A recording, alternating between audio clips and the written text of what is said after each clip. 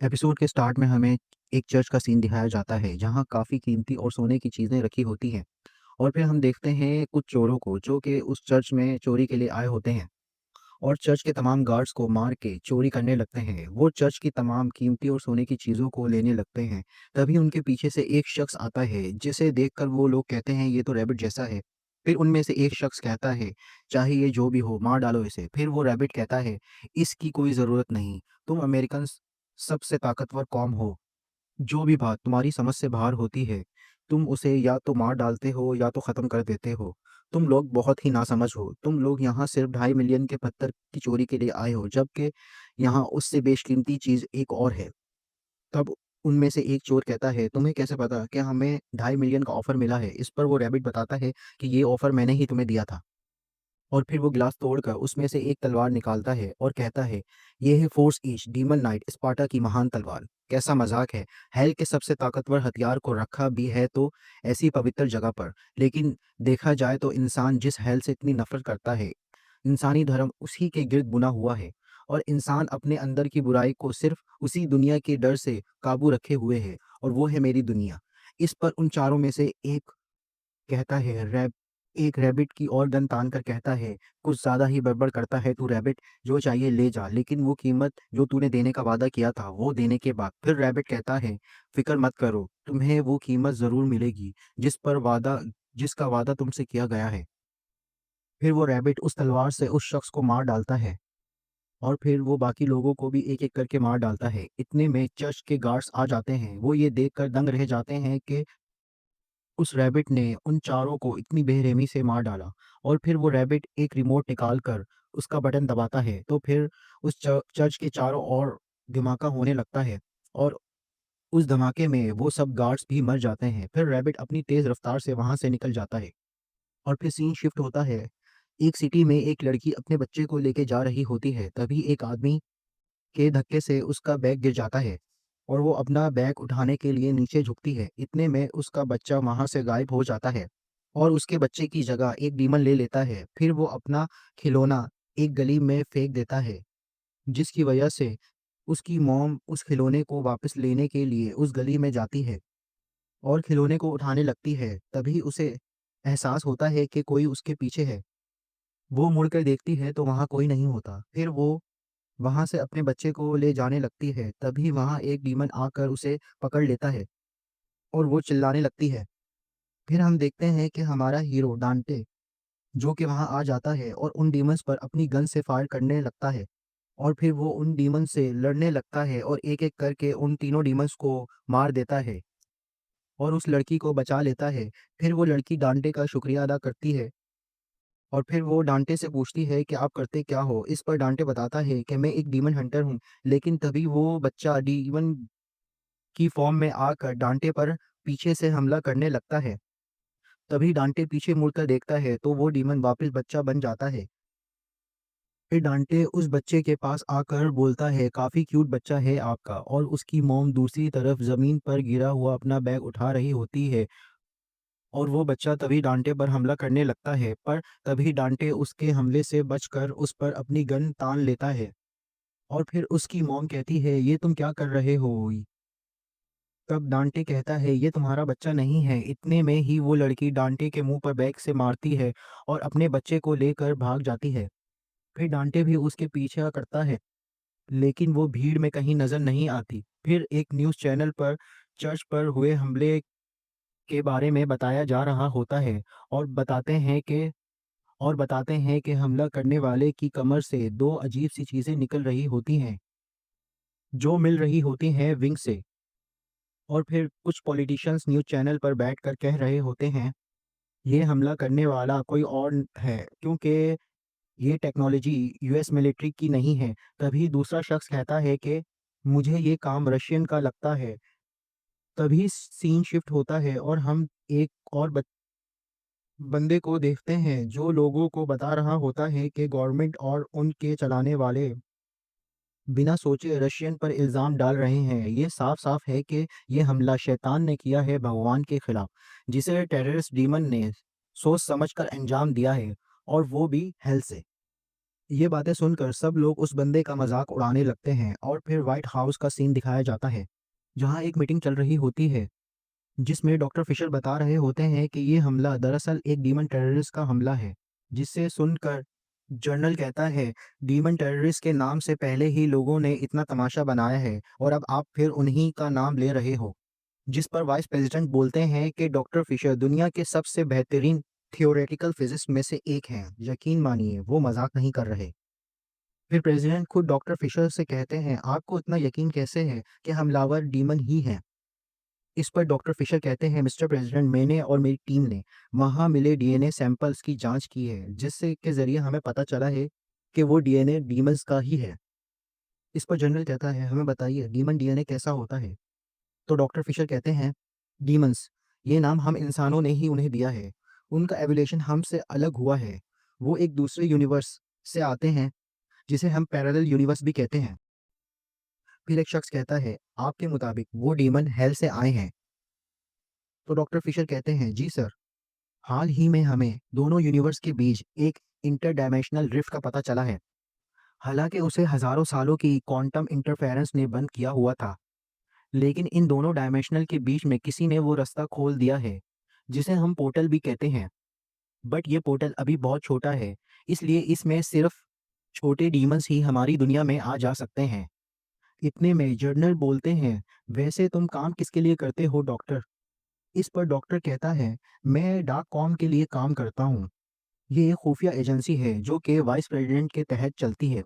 इतने में एक शख्स आकर एक सीडी देता है और उस सीडी में रैबिट का वही सीन दिखाया जाता है, जहाँ वो चर्च में उन चारों को मार रहा होता है और वो रैबिट बताता है कि हेल के दरवाजे जल्द ही खुलने वाले हैं। अगर कोई भी इंसान इस जश्न में शामिल होना चाहता है तो और रैबिट को पकड़ना चाहता है, तो जाओ हंटर को ढूंढो। हेल में आप सबका स्वागत है। डॉक्टर फिशर कहते हैं, हमें अगर रैबिट को पकड़ना है तो हमें जल्द से जल्द हंटर को ढूंढना होगा। तब वाइस प्रेसिडेंट हुक्म देते हैं, जितने भी डीमन हंटर को जानते हो उन्हें मेरे पास लेकर आओ। और फिर वो लोग एक एक कर कर काफ़ी सारे लोगों को पकड़ते हैं और फिर सीन शिफ्ट होता है और हम देखते हैं डांटे को एक आइसक्रीम शॉप पर। वो वहाँ आइसक्रीम खाने आया होता है और तभी वहाँ एक हमला होता है और डांटे अपनी स्पीड से वहाँ बैठे सब इंसानों को बचा लेता है। फिर वहाँ से जाने लगता है, तभी उसे पीछे से कोई पुकारता है और वो उसकी आवाज़ सुनकर चौंक जाता है और वो पीछे मुड़कर देखता है तो वो उसके मरे हुए भाई जैसा होता है। तभी डांटे उसे देखकर कहता है, तुम तो मर गए थे। फिर वो कहता है, ओह! पर अब मैं जीता जागता तुम्हारे सामने हूँ। और फिर डांटे उस पर गन फायर करने लगता है और हम देखते हैं कि ये वही डीमन होता है जो एपिसोड के स्टार्ट में बेबी बना हुआ था। फिर वो अपनी रियल फॉर्म में आता है और डांटे से लड़ने लगता है। फिर वो डीमन उस शॉप के बेसमेंट में चला जाता है और डांटे भी उसके पीछे बेसमेंट में आ जाता है। फिर सीन शिफ्ट होता है और हम उन पकड़े हुए डीमंस हंटर को देखते हैं। उनसे गवर्नमेंट के लोग पूछताछ कर रहे होते हैं। फिर उनमें से एक शख्स बताता है, मुझे रैबिट के बारे में पता है। मैं एक बंदे को जानता हूँ। वो डीमन हंटर और मर्सनरी का ब्रोकर है। वो इतना लालची है कि अपने करीबियों को भी दौलत के लिए नहीं बख्शता। पिछली बार जब मैं उससे मिला था, तो वो एक बोलते बनी की ऑफ़र के बारे में मुझे बता रहा था। मैंने उसे ज़्यादा भाव नहीं दिया क्योंकि वो एक नंबर का झूठा और शराबी इंसान है, पर वो शायद सच बोल रहा था। इस पर डॉक्टर फिशर और वाइस प्रेसिडेंट कहते हैं, उस शख्स का नाम बताओ। तो वो बोलता है कि उस शख्स का नाम एन्ज़ो है। फिर हम देखते हैं कि डाकॉम वाले उससे पकड़ने जाते हैं और वो भागने की कोशिश करता है, लेकिन पकड़ा जाता है। फिर जब उसे होश आता है तो हम देखते हैं एक आदमी उसे इलेक्ट्रिक शॉक देने जा रहा होता है। तब एन्ज़ो कहता है, अबे भाई झटका मत दे, जो पूछना है पूछ ले, सवाल से पहले ही जवाब दे दूंगा। इस पर वो आदमी पीछे हो जाता है। फिर एन्ज़ो कहता है, मेरे जैसे जेंटलमैन बंदे से इज्जत से तो पेश आ। फिर वाइस प्रेसिडेंट स्पीकर से उससे पूछते हैं, हमें व्हाइट रैबिट के बारे में बताओ। फिर एन्ज़ो बताता है कि वो मेरे ऑफिस आया था, उसे किसी चीज़ की तलाश करनी थी। इस पर वाइस प्रेसिडेंट बोलता है, तुम्हें बिल्कुल अजीब नहीं लगा 6 फीट का रैबिट बोलता देखकर? इस पर एन्ज़ो कहता है, हमारे काम में सब अजीब ही होता है। वो क्या है ना, वेस्ट में कुछ डीमंस ज़्यादा ही तंग कर रहे थे, जिनको वो ख़त्म करना चाहता था। वाइस प्रेसिडेंट कहता है, वो ऐसा क्यों करना चाहता था? इस पर एन्ज़ो बोलता है, पता नहीं, लेकिन जब उसने मुझे पैसे से भरा बॉक्स दिया, तो मैंने उससे ये पूछा ही नहीं। बट एक चीज़ मुझे बहुत अच्छी लगी कि वो ये काम एक डेढ़ होशियार डीमन हंटर से ही करवाना चाहता था और किसी से नहीं। तब वाइस प्रेज़िडेंट कहता है, कौन था वो डेढ़ होशियार डीमन हंटर? इस पर डांटे का नाम बताता है। वो बताता है कि डांटे प्यारा लड़का है, बेचारे का पास्ट बहुत बुरा है। वही सेम स्टोरी, बाप का साया नहीं, जुड़वा भाई और माँ को डीमंस ने मार डाला। फिर डॉक्टर फिशर डांटे को अपने सिस्टम में चेक करते हैं और कहते हैं, उसकी प्रोफ़ाइल देखकर लगता है कि ये भी डीमंस को पैसों के बदले मारता है। और फिर उसके कॉम्बैट एक्सपीरियंस को देखकर बोलते हैं, इस प्रोफ़ाइल में जो लिखा है अगर उसकी हाफ़ चीज़ें भी सही हैं तो ये शख्स बहुत ही काबिल तारीफ़ है। तब वाइस प्रेज़िडेंट बोलता है, कुछ ऐसा बताओ कि पता चले कि रैबिट को इसमें इतनी दिलचस्पी क्यों है? तो डॉक्टर फिशर कहते हैं तो डॉक्टर फिशर कहते हैं, इसके रिकॉर्ड के मुताबिक इसमें लिखा है कि ये अपने पिछले 5 अलग-अलग कामों को छोड़कर गायब हो गया था। तो वाइस प्रेज़िडेंट कहते हैं, क्यों? तो डॉक्टर फिशर बताते हैं कि लिखा हुआ है कि बोर हो गया था। फिर हमें उस डीमन और डांटे की लड़ाई दिखाई जाती है, जिसमें वो डीमन डांटे का एमुलेट माँग रहा होता है और उस पर हमला कर रहा होता है। और फिर डांटे उस डीमन को बोलता है, तूने मेरे मरे हुए भाई बनकर बहुत बड़ी गलती करी। अगर तू वैसे ही डीमन बना हुआ आता तो शायद मैं तुझे माफ़ भी कर देता। लेकिन अब नहीं। और उस डीमन की ओर काफ़ी बुरी तरह गन फायर करने लगता है। लेकिन वो डीमन उन फायर से बचकर डांटे को पकड़ लेता है और उसका एमुलेट उसके गले से छीन लेता है। फिर डांटे अपने ताकत से उस डीमन की पकड़ से छूट जाता है और उस डीमन को ज़ोर का पंच मारता है और अपना एमुलेट उससे वापस छीन लेता है। और फिर वो डीमन अपने आप को एक चमगादड़ में तब्दील कर कर वहाँ से भाग जाता है। फिर सीन शिफ्ट होता है और हमें एन्ज़ो को दिखाते हैं। उसे डार्क कॉम की एजेंसी ने अभी भी पकड़ा हुआ था। फिर एन्ज़ो उन्हें कहता है, देखो भाई लोग, मैंने तुम्हें सब बता दिया। अगर तुम लोगों को उस रैबिट की लोकेशन जाननी है तो सॉरी, वो मुझे नहीं पता। तो वाइस प्रेज़िडेंट कहते हैं, हमने उसकी लोकेशन मालूम कर ली है। इस पर एन्ज़ो कहता है, तो फिर तुमने क्या किया? वहाँ अपनी टीम भेजी? तो वाइस प्रेज़िडेंट कहते हैं, हाँ। इस पर एन्ज़ो कहता है, तुमने गलती कर दी। अब तक वहाँ कोई नहीं बचा होगा। इस पर वाइस प्रेज़िडेंट कहते हैं, एक बच गया है। और फिर हम उस बचे हुए शख्स को देखते हैं।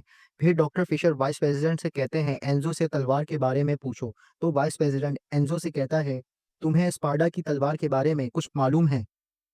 इस पर एन्ज़ो कहता है, स्पार्टा वो भी क्या ज़माना था। स्पार्टा एक प्राचीन डीमन था। ये उन दिनों की बात है जब दोनों दुनिया एक होती थी। तब वाइस प्रेसिडेंट कहते हैं, फिर उसने इंसानों के साथ मिलकर जंग लड़ी और वो हेल का सूरमा था। मैंने ये कहानी सुनी है। उसकी तलवार के बारे में कुछ बताओ। तब एन्जो कहता है, वही तो बता रहा था। तो क्योंकि वो बहुत पावरफुल था तो स्पार्टा ने इंसानियत को बचाने की जिम्मेदारी उठाई और एक मंत्र फूका जिससे दोनों दुनिया में खूनी जंग छिड़ गई। और ये सब उसने अपनी तलवार की ताकत से किया और उसमें उसकी मदद की एक जादुई एमुलेट ने जिसके उसने 2 हिस्से कर दिए ताकि उसे कोई ढूँढ ना पाए। ये सुनकर डॉक्टर फिशर कहते हैं, ये सुनाई ना तुमने कोई पते की बात। फिर डॉक्टर फिशर वाइस प्रेज़िडेंट से कहते हैं, ये देखिए तलवार के ज़ोर पर ये खाली जगह है। ये जगह किसी चीज़ के लिए बनाई हुई है। मुझे लगता है ये एमुलेट ही दोनों दुनिया को जोड़ने का ट्रांसमीटर है। अगर किसी ने दोनों एमुलेट को जोड़कर इस तलवार में लगा दिया, तो पोर्टल खुल जाएगा और कोई भी यहाँ से वहाँ आ जा सकेगा। और ये दुनिया खतरे में पड़ जाएगी। वो डीमन जिससे दूसरे डीमंस को भी डर लगता है, वो हमारे दरवाजे पर खड़ा होगा और हम अपनी पूरी ताकत से उसका सामना करेंगे, लेकिन उसका कोई फ़ायदा नहीं होगा, क्योंकि डीमंस की पूरी फ़ौज यहाँ होगी और सारे मानव जाति का निशान तक मिट जाएगा। इस पर वाइस प्रेज़िडेंट कहते हैं, हम ऐसा कभी नहीं होने देंगे, इसीलिए तो हमने ये डार्क कॉम बनाई है, ये हमें शैतानी ताकत से बचाएगी। तब डॉक्टर फिशर कहता है, अगर वो रैबिट तलवार के पीछे पड़ा है, तो वो दोनों दुनिया को खोलने के लिए उसे एमुलेट के दोनों हिस्से चाहिए होंगे। इस पर वाइस प्रेज़िडेंट एक फ़ोटो देखकर डॉक्टर फिशर को बताते हैं कि एक पीस पहले से ही उसके पास है। इतने में एक शख्स उस रूम के अंदर आकर बोलता है, मैं किसी को डराना नहीं चाहता, लेकिन दूसरा टुकड़ा भी उसे जल्द ही मिलने वाला है, मिस्टर वाइस प्रेसिडेंट। जब डॉक्टर फिशर बताता है, ये एंड्रिस है, जो उस रैबिट के हमले से बच गया था। तब वाइस प्रेसिडेंट कहता है, तुम्हें ठीक देखकर बहुत अच्छा लगा। फिर वाइस प्रेसिडेंट उसे रैबिट के बारे में पूछता है। तब एंड्रिस बताता है, उसे एमुलेट के दूसरे टुकड़े के बारे में पता है। यानी रैबिट को उस दूसरे एमुलेट के टुकड़े के बारे में पता है। उसने उस एमुलेट को हासिल करने की कोशिश भी की, बट वो किसी डीमन हंटर के पास है। इस पर वाइस प्रेज़िडेंट बोलते हैं, वो डाँटते ही है और इस पर ये एपिसोड खत्म हो जाता है। तो गाइस, अगर आपको एपिसोड अच्छा लगा हो, तो प्लीज़ लाइक और सब्सक्राइब कीजिएगा और मिलते हैं नेक्स्ट एपिसोड के लिए। तब तक के लिए अपना ख़्याल रखिएगा। अल्लाह हाफ़िज़, बाय-बाय।